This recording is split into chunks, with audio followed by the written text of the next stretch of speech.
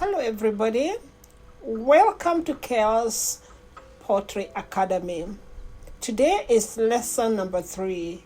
We're going to look at the equipment and the other arrangements that you need to do before you bring in your one-day-old chicks. And so today we're looking at what Kels Poultry Farm did after building their house. After we built our house, we went on to build the other separate structures that you are going to be needing as you run your poultry farm. And so the first thing that we built was 3 rooms. The first one is for the feeds. This is where we store our feeds. We usually buy our concentrate to last for 1 month. And then we buy maize, lime, and bran. And this is where we keep it, in that room that we call feeds. And then we have the next room that we have eggs, and this is our store for the eggs. Now that we are harvesting a lot of eggs, more than 70 trays in a day, we need a safe place to store them, and this is where we store them. And then we have the mixing house. This is where we mix our feed, and it's very important that you have a separate clean room where you can mix your feed. When it comes to running a chicken farm, water is one of the most important things. And therefore you need tanks of water, clean water to feed your chicken and to clean the place. You also need a lot of security, and that's why we have a security wall around our farm, which keeps them very safe and we feel very nice. Also, you need to have other structures like a sink where you can have water so that you can use it to wash your hands and to wash the equipments, and also to give to the birds. And so here we have our mixing house, and we are going to try and go in and see what is inside. And here outside we have a small corridor that is actually very good because we sit there to drink our tea and to just relax when we are on a break time.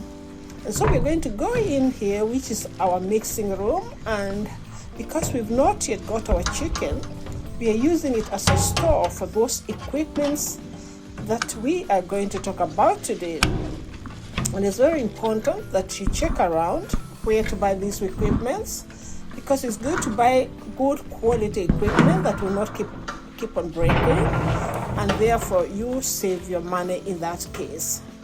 So here we are inside. As you can see that we have a lot of things inside here.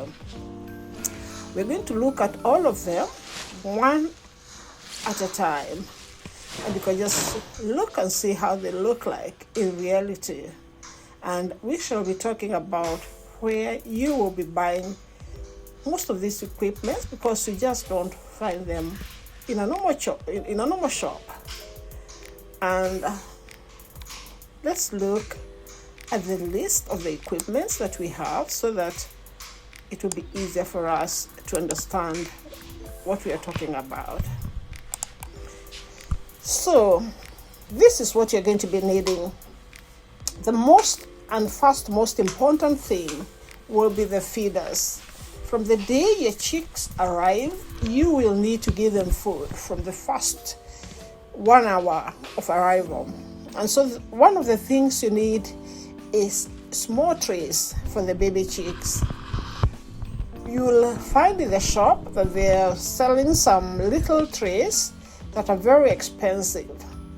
But for us, we did some research and found that those trays were not any different from a plate, a flat plate, or just the normal trays that you use to serve people. And so we just went on ahead and bought mini trays, small trays, round ones and square ones, very cheap in any market or any supermarket. And this was like 1/10 of the price of the ones that they say you should buy from the shop for the poultry. So please just make sure that you change, you look at what is needed and you see how you can change it so that you can save some money. After that, you need the normal feeders. These normal feeders you're going to use after 2 weeks. So it's very good that you buy them at the beginning as you buy the trays, because this is what you are going to use throughout your keeping the chicken. And so we still have our yellow feeders that you're seeing there. And we have many of them because you have to calculate that for every 50 birds, you're going to need one feeder. And so if we have about 2,500 birds, it means that we need a lot of feeders. You can just count on it. And so that's why we have so many of them that we have bought there. Second, you need the baby drinkers. So you're going to buy some small little drinkers that are very good for the baby chicks.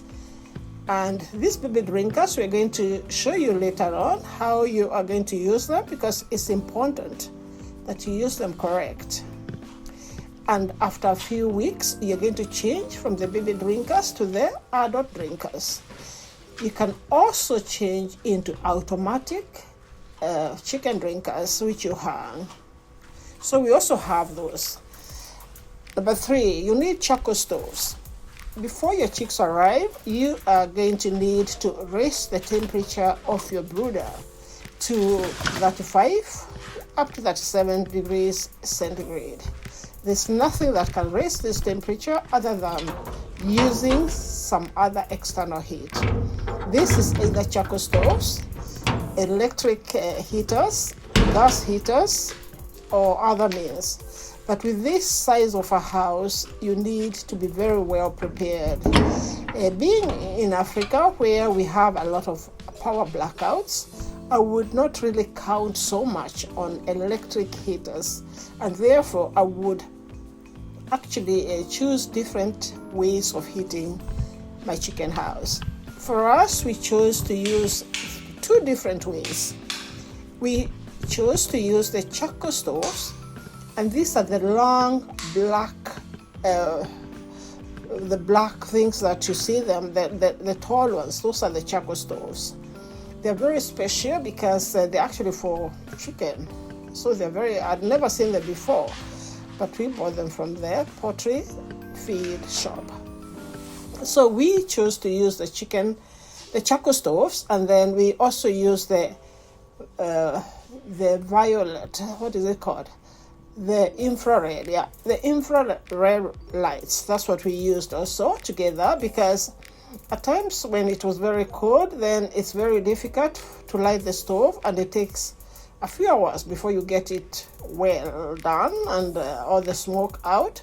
And so in between, you need to have these infrared lights that you put on, just so that the temperature doesn't go down.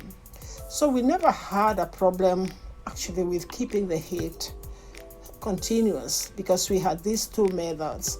And there you see number 4 is actually the heat infrared bulbs. And number 5, you're going to need a thermometer. Of course, you can feel the thermometer, but you can feel the temperature if you're used or if you know what you should have. But since this was our first time, we did not know what plus 37 feels like in a closed environment like a brooder. And so we had thermometers. I would actually advise you to have thermometers, because you have to be very correct. There's no room for mistakes, because you can lose your chicks within minutes if you just make one simple mistake. So we never really took a chance. And we had thermometers, and they're quite cheap, so I think it's better to have one. Number 6, you need boots. Shoes. These are boots. You need shoes that you can step into this disinfectant, because at the entrance of every chicken house, or even the chicken feed house, or the entrance to the farm, you need to have a deep hole that you're going to fill with disinfectant in such a way that there's no way you can jump into that house without stepping in it. This is the most important thing in the whole chicken farming, because just missing that and going into that place with your shoes or even your feet or anything, and you have viruses or bacteria, and that could infect just one chick, that infects 3,000 chicks, and they will die. No doubt, they will die without anything that you can do, and you cannot reverse that. So the only way is put that hole, put disinfectant in it. That disinfectant is so strong that you cannot step in it with your open feet, because it will just take away your skin. So you really have to have these boots. And one of the things is that since the people working in my poultry farm also work in the normal farm, in the maize farm, or the cow shed and the goat shed and other places, and therefore I had to do one thing. I decided to buy them new boots in another color, and that's why I bought the white ones. And so these white ones were only for the chicken house. Once they came out of the chicken house, then they could put their black boots or their green boots to go anywhere else. Which means that if I looked through my CCTV and I saw you in the farm in white boots, I know that you are not obeying the rules. Therefore, I will warn you. And you have to go back and clean those white boots, disinfect them, and never use them again in the other part of the farm. They're only for the chicken. So this was quite difficult at the beginning, but after a few reminders, it works. And it worked, and it worked. And we never really got any disease, and we've never got any disease in our farm. So this is very important. The other thing that's very important is the clothes that they use. We had to buy overalls and different types of clothes that we use when we enter the chicken house. This is because some of the employees actually live outside the farm, and so they come in their own private clothes, which is very okay.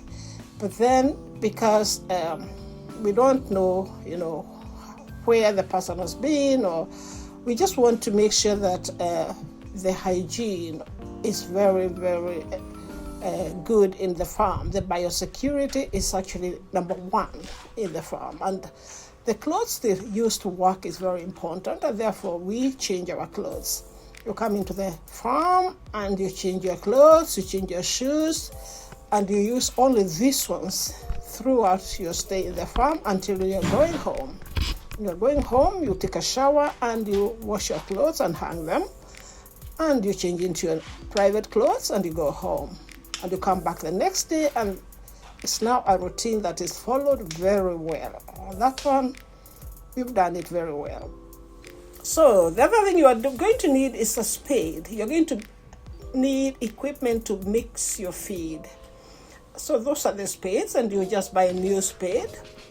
So for us, we bought some spade, just the normal spade that you'd use in the building sites or anywhere, but just make sure that this spade is disinfected and kept in the chicken area or the chicken farm throughout.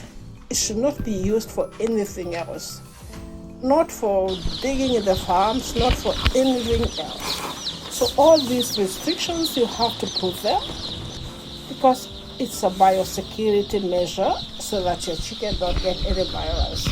It's very important that the people working in the farm understand the importance of having these things only for the farm. In case you suspect that it's being used elsewhere, you must disinfect it and put it inside the farm. Next is you are going to need the disinfectants. And these ones you buy in the same shop that you buy your feeders. Then you're going to need a brooder. You're going to need to build a brooder. For us, we had more than 2,000 chicks, which means that we had to take a whole floor of the house, or rather the upper house, and the whole house was a brooder.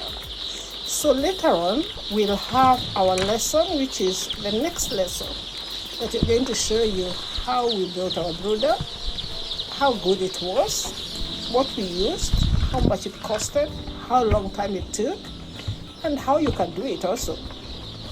And that's our next lesson. The next important thing that you must have is sawdust. Sawdust is actually something that's quite difficult to get in big quantities. And so we had to start looking for it very early.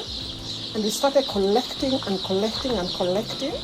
When we got this sawdust, we had to dry it. So you have to put it in the sun for many hours. After you dry it, then you are going to sieve it. So you must have a siever. This is a little tray that you can build yourself, and you sieve the dust from it.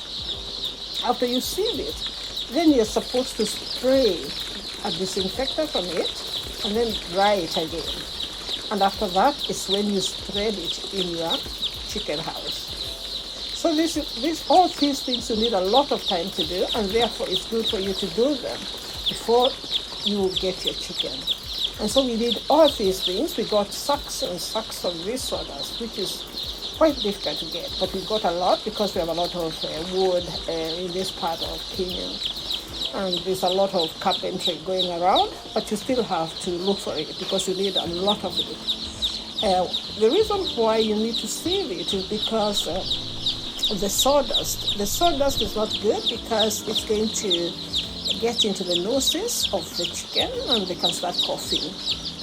It will choke them and they'll start coughing. So it's good for it to sieve it so that you have the bigger pieces of the chips, the bigger pieces that don't fly around.